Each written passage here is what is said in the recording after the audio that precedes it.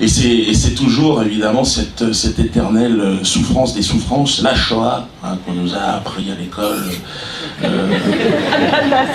Et moi j'étais l'autre jour, j'étais chez Walt Disney. Et j'ai été étonné de voir comment était géré le mémorial, si vous voulez, de la souffrance des Indiens d'Amérique. C'est un spectacle qui s'appelle Buffalo. C'est-à-dire que, pour vous donner un ordre d'idée, le mémorial de la Shoah pour les Indiens, c'est à Disney Village. Et alors, vous auriez vu ça, c'était exceptionnel. J'ai observé avec mes enfants, puis vous rentrez, on vous met un chapeau de cow-boy sur la tête, un peu l'équivalent d'un brassard nazi, et puis c'est parti pour 1 heure des commémorations avec Mickey dans le rôle de l'historien. Et là, vous avez pendant 1 heure,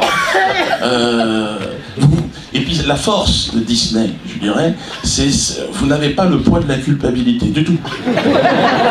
Pas du tout. Vous avez même à un moment donné envie de participer au massacre.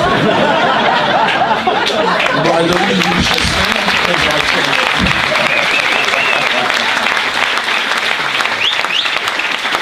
Et alors le temps fort, évidemment, de tout ça, c'est quand Sitting Bull, le vieux chef indien, descend pour parler à Buffalo, pour lui dire bon, quand même, ça suffit. Vous avez tué 90% de mon peuple, ça serait bien si vous pouviez rentrer en Europe. Et là, il y a Mickey, Pluto qui débarque et qui danse devant Sitting Bull avec 2 énormes castors géants.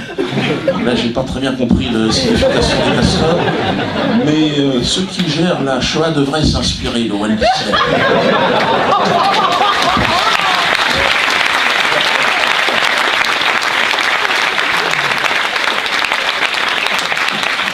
Alors évidemment, ce sont ces éternels pleurnichards qui voudraient nous donner aujourd'hui des leçons de droits de l'homme et tout cela. Je pense que beaucoup de gens aujourd'hui ne sont plus dupes et observe, je crois qu'Internet est la véritable révolution, celle qui n'avait pas vu arriver.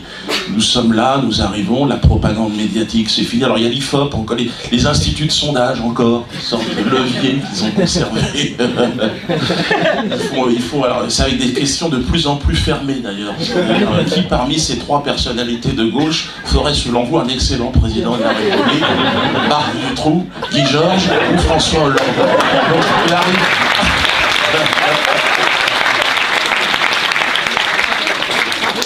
Il peut quand même arriver en tête, mais de justesse devant Guy Georges.